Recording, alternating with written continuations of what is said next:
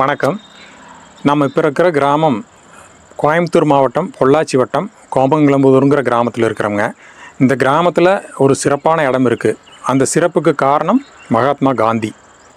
மகாத்மா காந்தி செல்லாத நாடுகள் கூட அவருக்கு சிலை வைத்து அவரை போற்றியிருக்காங்க. குறிப்பாக அமெரிக்கா, ரஷ்யா, சீனா, ஜப்பான் போன்ற நாடுகளுக்கு நம்ம மகாத்மா போனதில்லைங்க.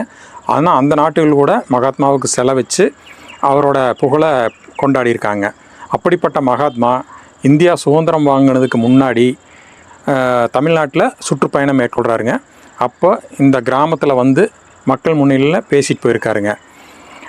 இந்த கிராமத்தில் அவர் பேசின இடத்த இந்த ஊர் மக்கள் ஒரு மேடை மாதிரி அமைச்சு அதை ஒரு பராமரிச்சுட்டு இன்றைக்கும் வரைக்கும் அதுக்கு மரியாதை செலுத்திட்டு இருக்கிறாங்க.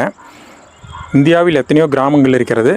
ஆனால் இந்த கிராமம் காந்தியின் பாதம் பட்ட மண் என்ற பெருமையை பெறுகிறது.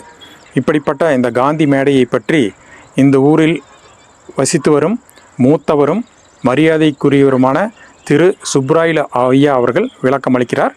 வாருங்கள், பதிவை பார்க்கலாம்.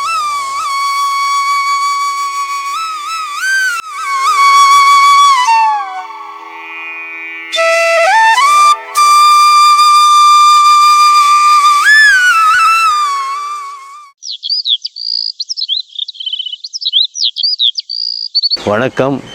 நான் இந்த கோமங்கலம்புதூர் கிராமவாசி. எனக்கு வயது 80க்கு மேலே ஆயிடுச்சு. நான் இங்கிருந்து நான் பேசுகிறதுன்னா உலக வரலாற்றுலேயும் நம்ம இந்திய வரலாற்றையும் மகாத்மாவை திறந்த காந்தியை பற்றி இந்த காந்தி மேடை பக்கம் நான் பேசுகிறேன். உலக வரலாற்றையும் இந்திய வரலாற்றையும் புரட்டி போட்டவர் நம்ம மகாத்மா காந்தி. இந்தியாவின் ஜீவனே கிராமங்கள் தான் அடங்கியிருக்குன்னு சொல்லிட்டு ஒவ்வொரு கிராமமும் வந்து பார்க்குறாரு.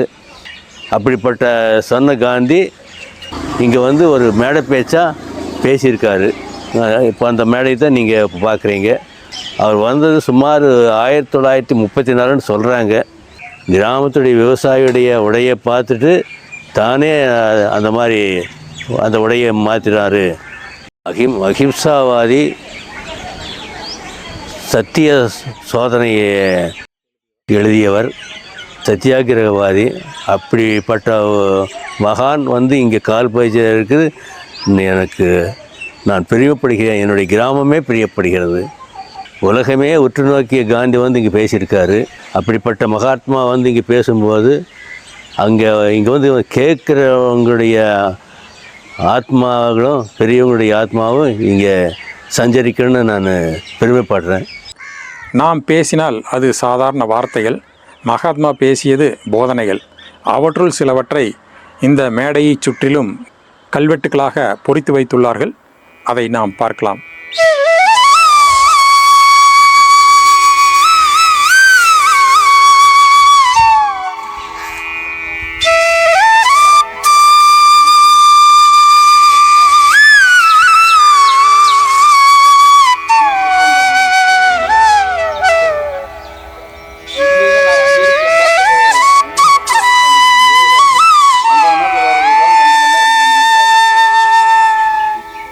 அகிம்சை என்பது சுதந்திரத்துக்காக மட்டுமல்ல, தற்காலத்துக்கும் பொருந்தும்.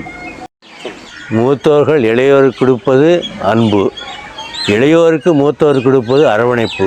இரண்டும் சேர்ந்தால்தான் அகிம்சை. காந்தி என்றாலே அந்த குரங்கு உடைய பொம்மைகள் நினைவுக்கு வரும்.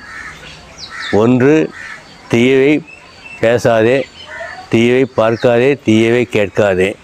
இப்பொழுது வந்து பழைய இதை மாற்றி நல்லதை பேசுங்கள், நல்லதை பாருங்கள், நல்லதை கேளுங்கள்.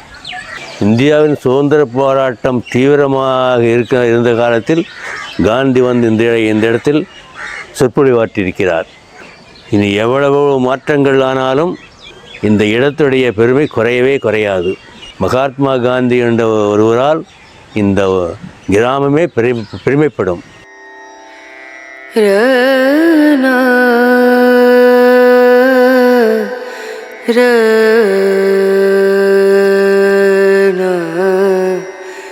ரேனு